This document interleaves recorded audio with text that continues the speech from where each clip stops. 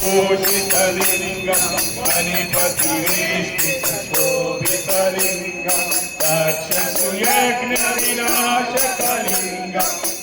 प्रणमामि सदा शिवलिङ्गं चन्दनलेपितलिङ्गं पङ्कजहारशोभितलिङ्गं सञ्चितपापविनाशकलिङ्गं